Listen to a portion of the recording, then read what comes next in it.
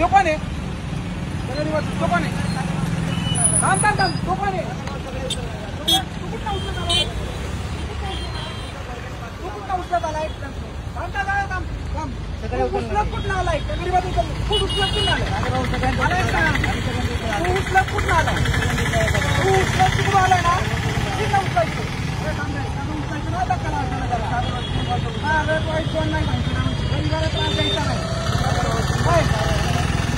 काय तिकडून उचलायचं, तिकडून गाडी वळवायची.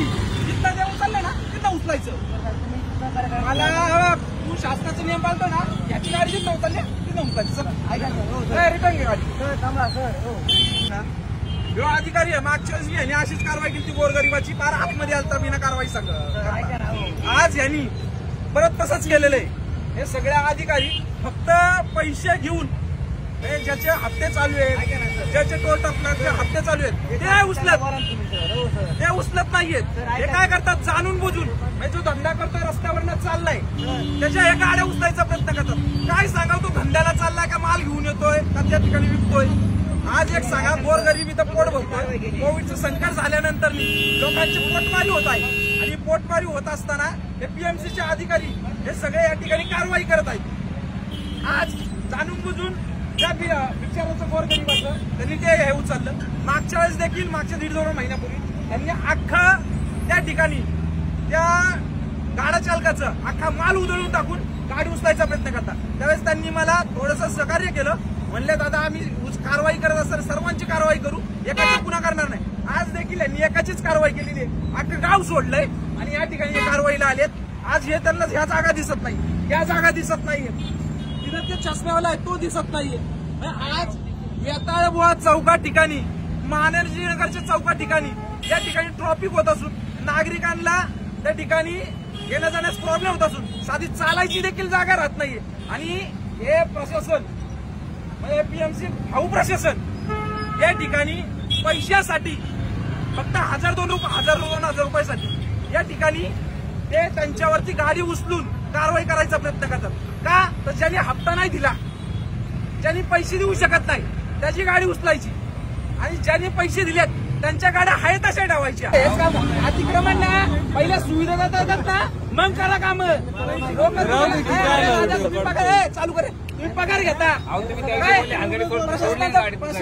आज गाडी सोडली उपकार नाही केला तुम्ही, चुकी केली हप्ता भेटते तुम्ही ते नाही केलं.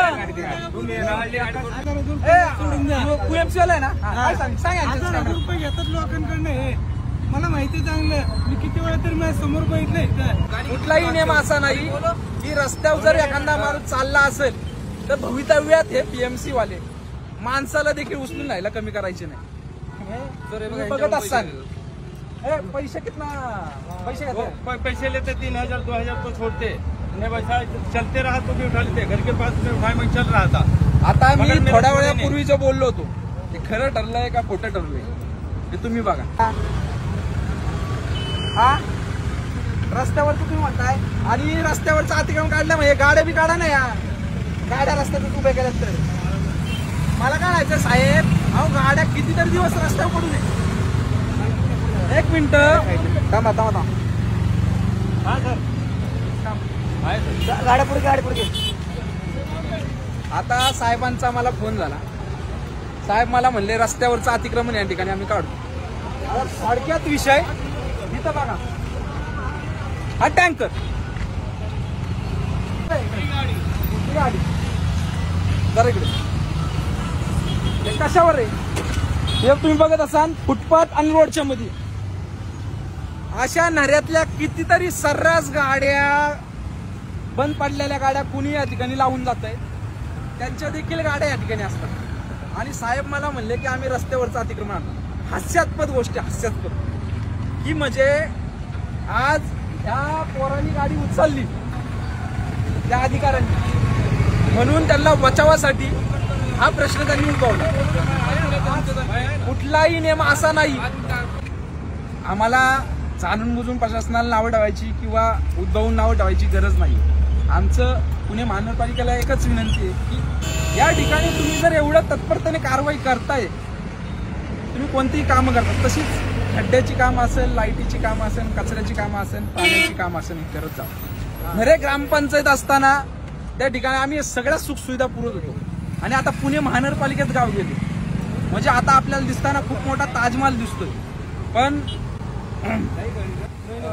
या ठिकाणी आपण पाहिलं असेल की खोदा पहाड आणि निकला चुहा अशी इज्जत नागरिकांची, नरेगावातील नागरिकांची, रहिवाशांची झालेली आहे. पुणे महानगरपालिकेच्या अधिकाऱ्यांना हात जोडून विनंती आहे की तुम्ही याच्यावरती काही ना काही ऍक्शन घ्यावी. तुम्ही अतिक्रमण करताय, चांगलं करताय, तुम्ही नागरिकांना चांगला न्याय देत असताना रोडवरती अतिक्रमण करत असताना फक्त एकाची कारवाई करू नका, ती सर्रास सगळ्यांची कारवाई करा.